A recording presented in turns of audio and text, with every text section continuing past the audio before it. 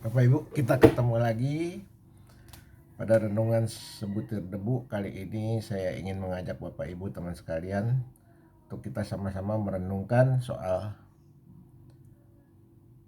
natur manusia dan natur dari Tuhan.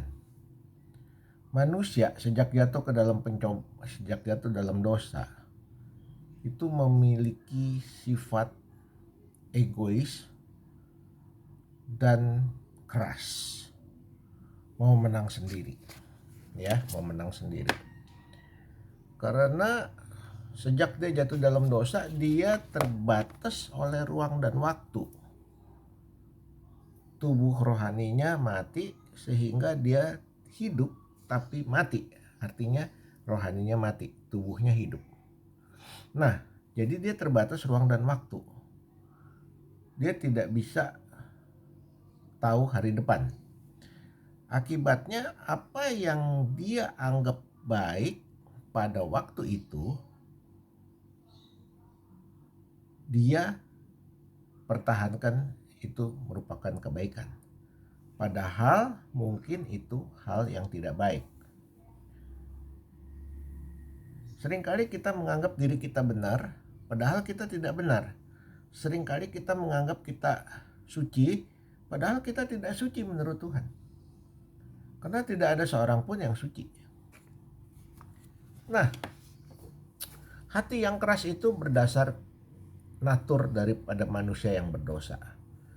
Hati yang lembut itu berdasar dari kasih karunia dan kebenaran Allah.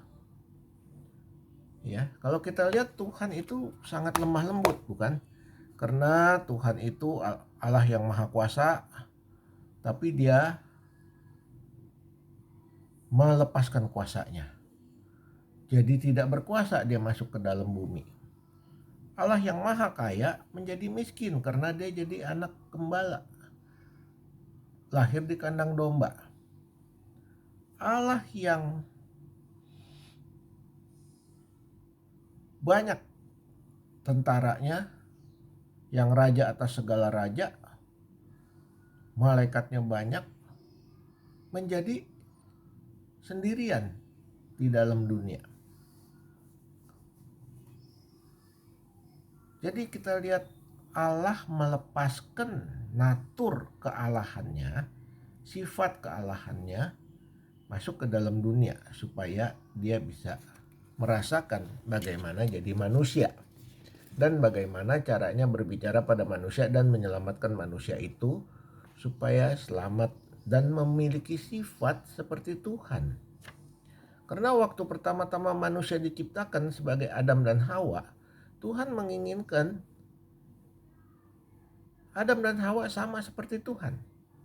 Tapi ternyata Adam dan Hawa jatuh dalam dosa. Sehingga dia tidak sama lagi seperti Tuhan dan sifatnya menjadi keras. Ya, contohnya Kain membunuh Habel. Ya, hanya karena iri hati. Jadi sejak ada dia manusia terbatas ruang dan waktu, dia menjadi tidak tahu hari depan dan tidak tahu apa yang dia lakukan dan harus dia lakukan dia juga nggak tahu. Ya, nah itu gunanya kita harus baca firman dan mendengar firman tiap saat, merenungkannya dan berdoa. Saya akan bacakan dari Yakobus 1 ayat 21. Terimalah dengan lemah lembut firman yang tertanam di dalam hatimu, yang berkuasa menyelamatkan jiwamu. Kenapa kita harus punya hati yang lemah lembut dan menerima firman yang lemah lembut? Karena dalam kelemah lembutan segala hal itu menjadi mudah. Ya, kita tidak mudah bertikai, berantem, kita nggak sombong, kita nggak suka menghina orang, kita selalu mengasihi sesama. Itulah kelemah lembutan di dalam Kristus, di dalam Tuhan. Dalam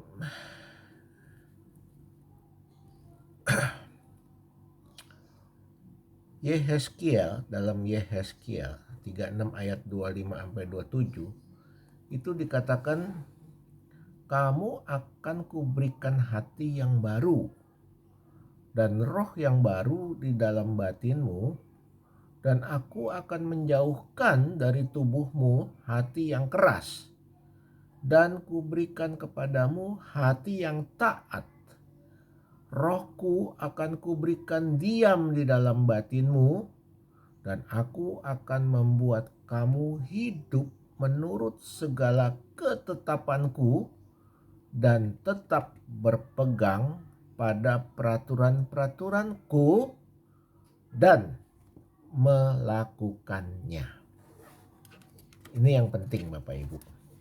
Jadi kalau kita udah baca firman, kita udah beribadah ya, kita udah berdoa, kita merenungkan firman, kita harus satu hal yang penting, taat kepada firman dan melakukannya.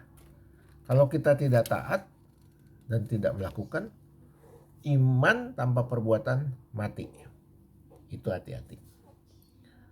Jadi kita jangan ada dualisme dalam hidup. Kita bilang kita cinta Tuhan, tapi kelakuan kita duniawi. Ini yang Tuhan gak mau. Kita bilang kita anak Tuhan, kita suci, kita hidup kudus, tapi kita sifatnya masih dipenuhi roh ketakutan. Kita dipenuhi roh kebimbangan.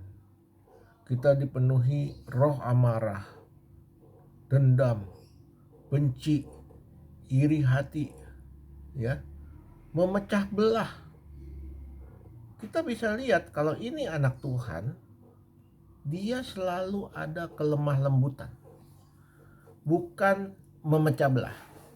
Kalau dia benar-benar dari Tuhan, karena roh Tuhan adalah roh yang lemah lembut, bukan memecah belah keluarga, bukan memecah belah pertemanan, bukan memecah belah gereja, ya, bukan sombong, bukan suka menghina, bukan suka menghakimi, bukan suka merasa diri suci. Itulah yang namanya roh lemah lembut. Saya bacakan lagi ya. Kita harus terima dengan lemah lembut firman yang tertanam dalam hati kita. Itu kata Yakobus.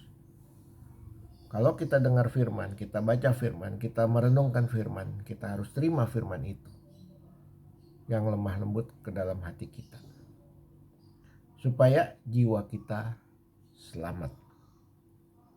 Sampai di sini dulu Bapak Ibu teman-teman sekalian. Jangan lupa klik subscribe, share sebanyak-banyaknya melalui Facebook, WhatsApp, apa aja deh, Instagram, supaya banyak orang yang dengar, akhirnya bisa sadar, akhirnya bisa merubah hidup dan menjadi berkat bagi semua. Sampai ketemu lagi di lain kesempatan.